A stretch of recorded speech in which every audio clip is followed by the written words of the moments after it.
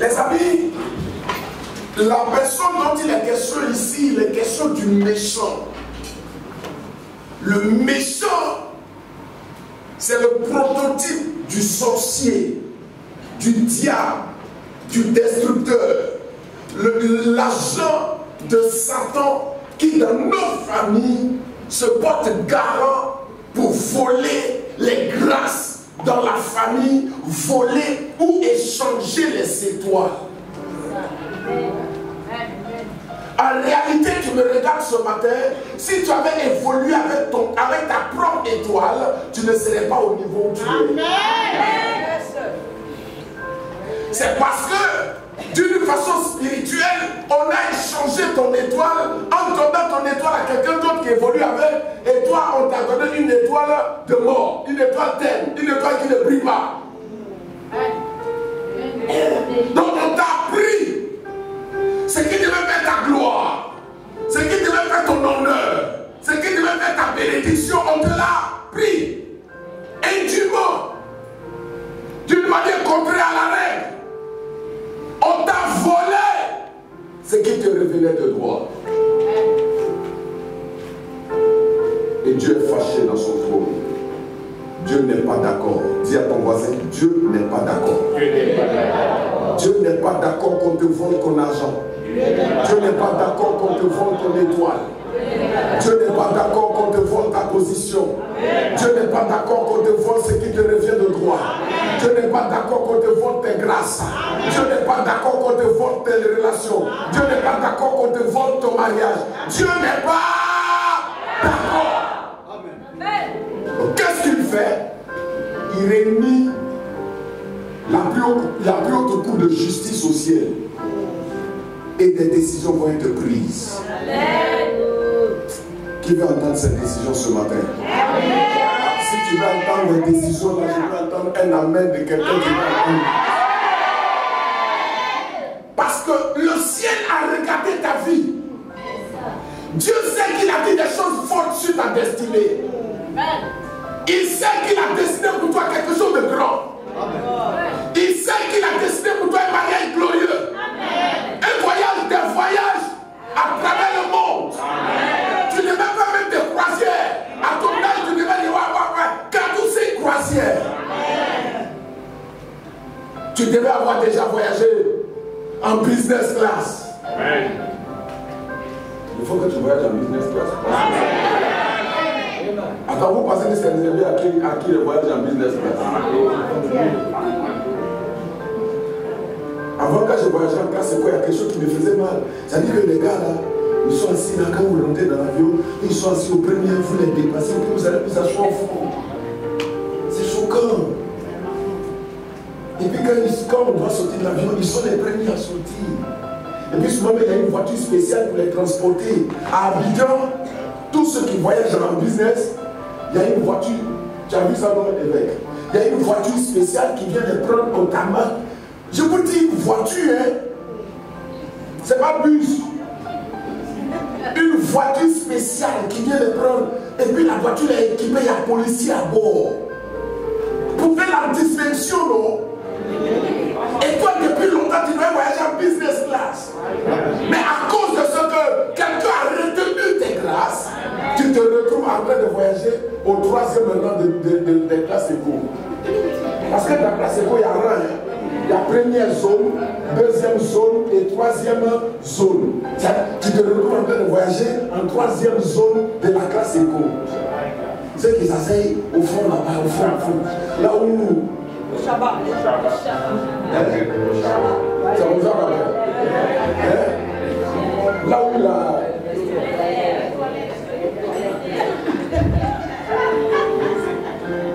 Nous avons aimé là-bas. Là où l'avion refoule la fumée là, c'est là-bas où on t'aimait. Et le ciel le regarde, et Dieu réunit son conseil, il voit qu'il y a quelque chose qui n'est pas normal. Il regarde tes diplômes, et puis il regarde ton salaire. Il voit qu'il y a quelque chose qui n'est pas normal. Il regarde ta beauté. Et il regarde la maison dans laquelle tu dors. Le foyer il trouve qu'il y a quelque chose qui s'est déplacé, qu'il y a quelque chose d'anormal. Souvent, il regarde l'homme avec qui tu vis là, il voit que c'est comme si le ciel même est choqué. Parce que cette beauté glorieuse que tu transportes, quand on regarde l'homme là, avec qui tu es là, quand le ciel voit ça, le ciel est choqué. Tout ça parce qu'on t'a retenu quelque chose indûment. On t'a retenu quelque chose indûment. Les amis, ce matin, je vais dire à quelqu'un, nous sommes au 2e mois de l'année. C'est le mois des grandes restitutions.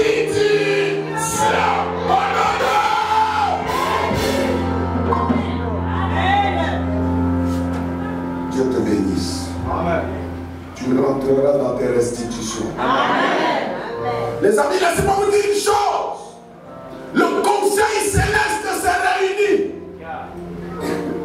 Et le ciel a décidé ce qui suit. Il a englouti des richesses. Il les vomira. Pourquoi? Parce que l'Éternel frappera son ventre et ce qui est dedans sortira. Il a englouti quoi?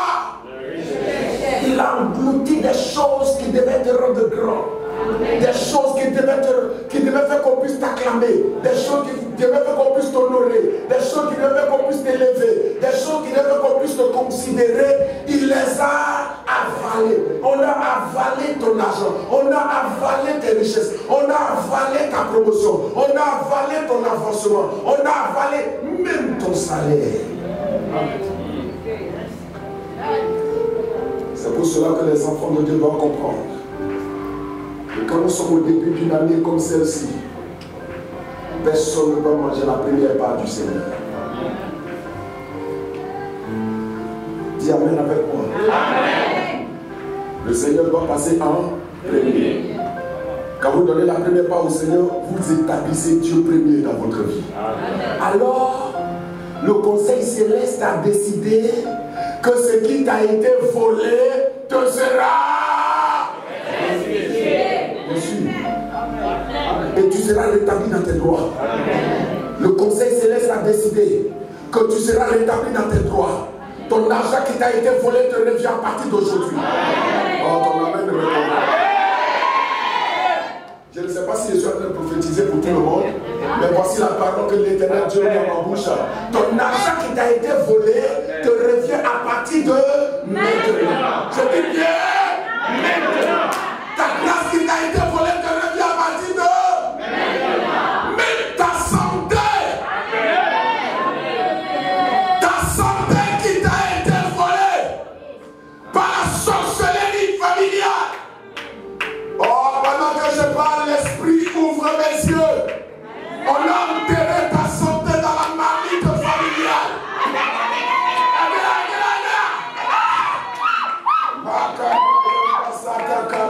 Elle est là. Les marodas sont à la cabroyana. On a enterré ta santé dans la marmite familiale. Et maintenant, la grâce de Dieu s'ouvre.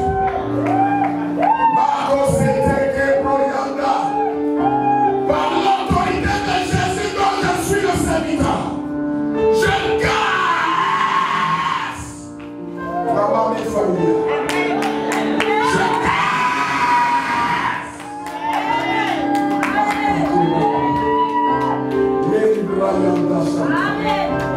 Ta santé qui t'a été volée, retrouve-la maintenant.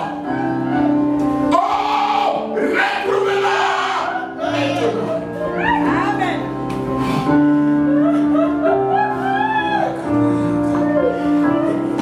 Cette saison est la saison du jugement de tes ennemis. J'annonce ce matin, tes ennemis sont jugés. Ils sont jugés. Ils sont condamnés. Ils sont condamnés. Ils sont condamnés. Ils sont condamnés à libérer tout ce qu'ils t'ont volé.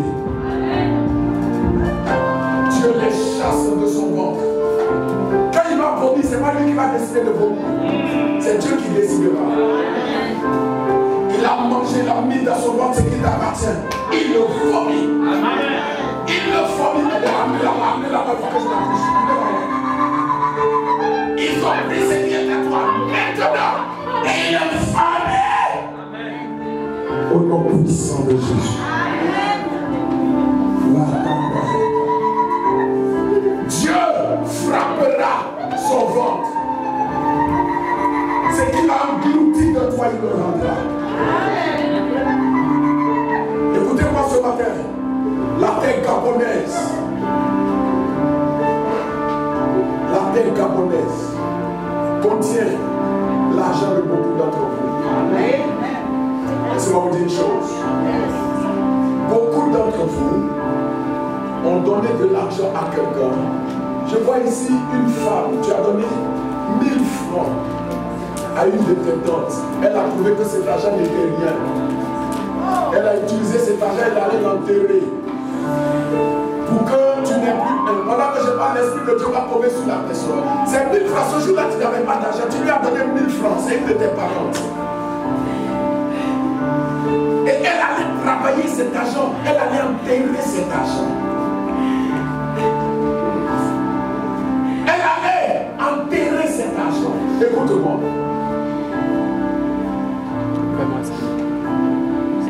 Ce matin, je veux parler à la terre gabonaise.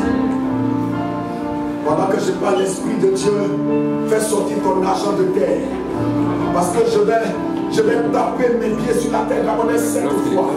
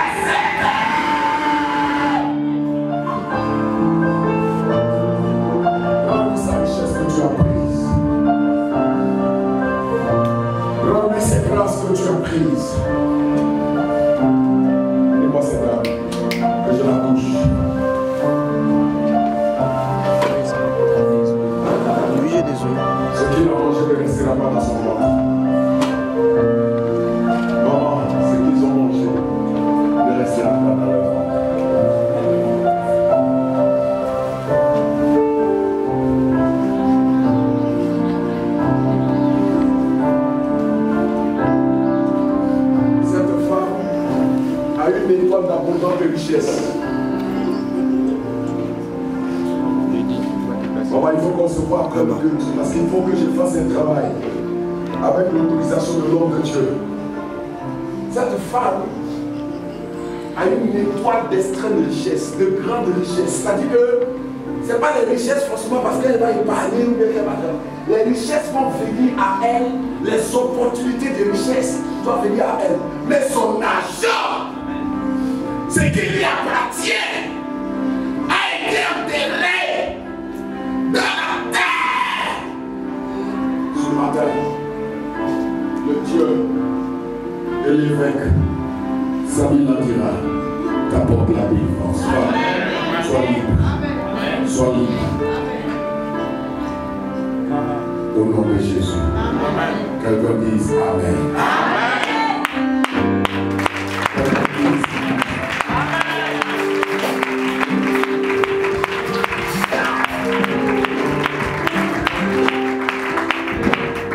Je ne vais pas monopoliser le micro, je ne suis pas l'orateur, mais je voudrais bénir des gens qui ce matin veulent entrer dans la grâce de la restitution.